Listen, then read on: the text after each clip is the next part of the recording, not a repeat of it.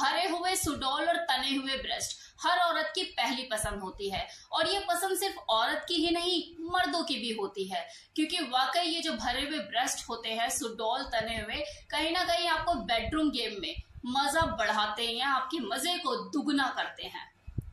लेकिन सिर्फ ये मान लेना या ये कह लेना कि कोई औरत अपनी ब्रेस्ट इम्प्लांट या फिर अपने ब्रेस्ट का साइज और शेप सिर्फ इसलिए बढ़ाती है कि वो अपने बेडरूम में अपने पार्टनर को मजा देना चाहती है और मजा लेना चाहती है, तो ये गलत होगा, क्योंकि इसके पीछे बहुत से कारण होते हैं जिसकी वजह से कोई औरत खुशी से, तो कोई मजबूरी से, तो कोई किसी वजह से अपने ब्रेस्ट का साइज बढ़वाती है, ब्रेस्ट इम्प्लांट कराती है।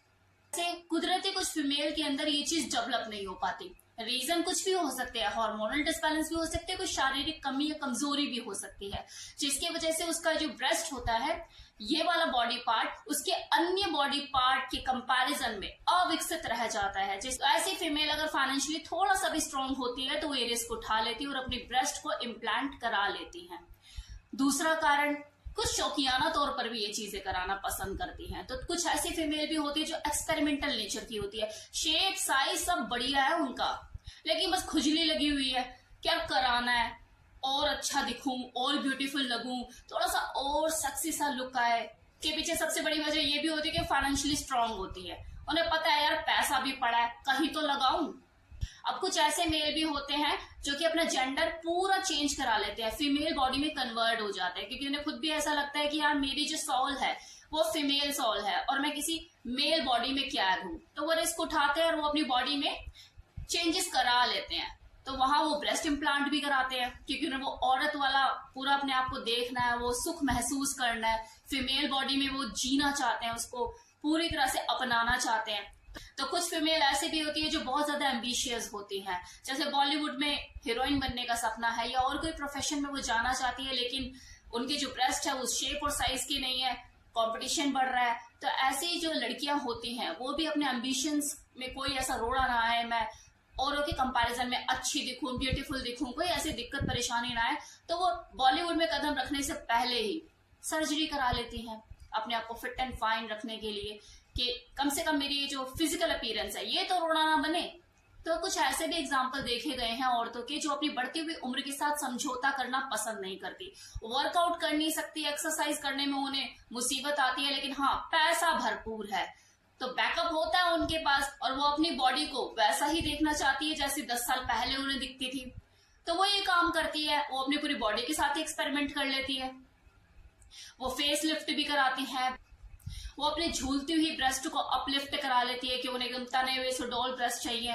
सिर्फ ब्रेस्ट इम्प्लांट ही तो नहीं होता ना, इसमें काफी सारी चीजें होती है। सबके अपने अपने कारण होते हैं कि कोई अपनी ब्रेस्ट इम्प्लांट क्यों कराना चाहता है, अपनी बॉडी के साथ एक्सपेरिमेंट क्यों करना चाहता है। मैंने यहाँ पे आपको कुछ एग्जाम्पल दिए, कारण कुछ भी हो सकते हैं। अब किसी ने मुझे कमेंट सेक्शन में ये बात कही थी कि मुझे ब्रेस्ट इम्प्लांट की कॉस्ट के बारे में जानना है।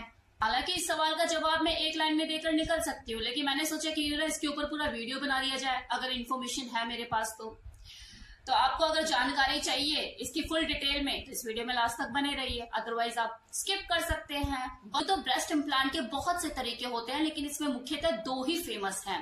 नंबर 1 सलाइन ब्रेस्ट इम्प्लांट, जिसमें स्टेराइल साल्ट की टिश्यूज से बनी हुई बॉल को इंसर्ट किया जाता है।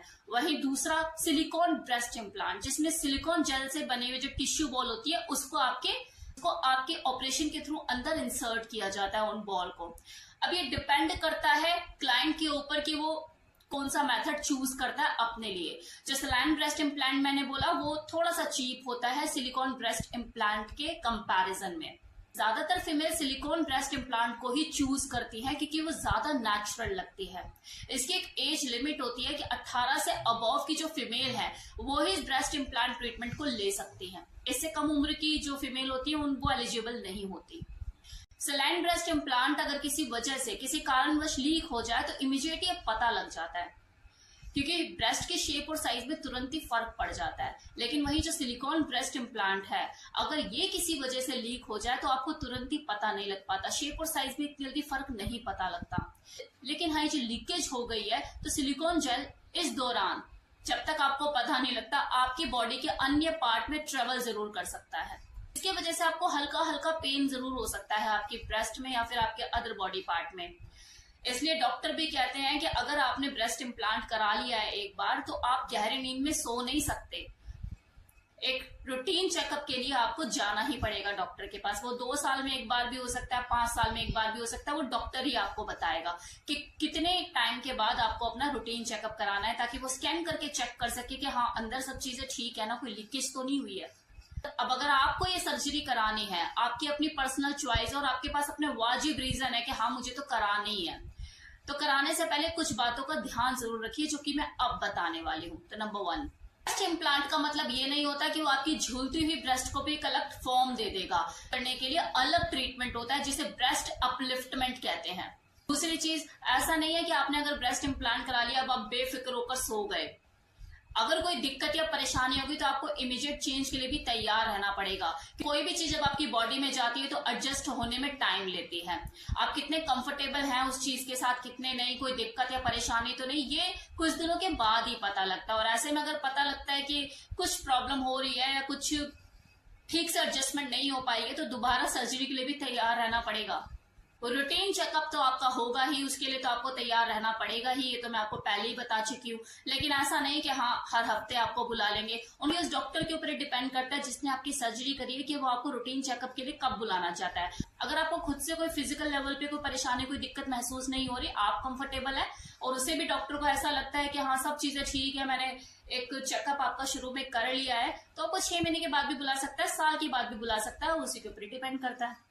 बीच में आप तो है ही, आपकी बॉडी में अगर कोई चीज है, इस दौरान आपको कोई दिक्कत होती है तो जाके आप अपॉइंटमेंट लेके बात कर सकते हो।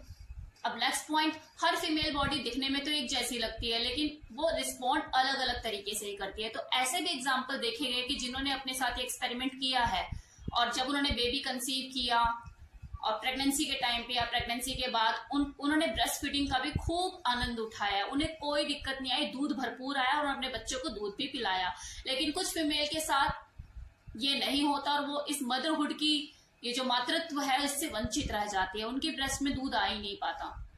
अब बात कर लेते हैं इस सर्जरी में खर्चा कितना आता है। तो एक चीज तो मैं पहले ही बता चुकी हूँ कि जो सलाइन ब्रेस्ट इम्प्लांट होता है ये थोड़ा चीप होता है, थोड़ा सा सस्ता होता है सिलिकॉन ब्रेस्ट इम्प्लांट के कंपैरिजन में। लेकिन ज्यादातर फीमेल जो है वो सिलिकॉन को ही प्रेफर करती है। अब दूसरी चीज डॉक्टर के ऊपर डिपेंड करता है, क्योंकि आप अपनी बॉडी के साथ पता है ना क्या करने जा रहे हो, तो आप बेस्ट से बेस्ट डॉक्टर ही हायर करोगे। जितना वो डॉक्टर बेस्ट होगा, अपने काम का माहिर होगा, एक्सपर्ट होगा, एक्सपीरियंस्ड होगा, उतने उसके प्राइस हाई होंगे। फिर कौन से हॉस्पिटल में आप ये चीज करा रहे हो वो भी होता है। तो देखा जाए तो 50,000 से ऊपर लगा के ही चलो। और मैं तो कहूंगी अगर आप अपनी बॉडी के साथ इतना बड़ा रिस्क ले ही रहे हो तो कंजूसी मत करो, बेस्ट से बेस्ट डॉक्टर को हायर करो खुद के लिए। तो ये था मेरी तरफ से कंप्लीट इन्फॉर्मेशन कि कोई फीमेल ब्रेस्ट इम्प्लांट क्यों कराती है, इसकी कॉस्ट क्या होती है और मेथड क्या होते हैं, तरीके क्या होते हैं। कैसा लगा इन्फॉर्मेशन, कमेंट सेक्शन में बताइएगा जरूर।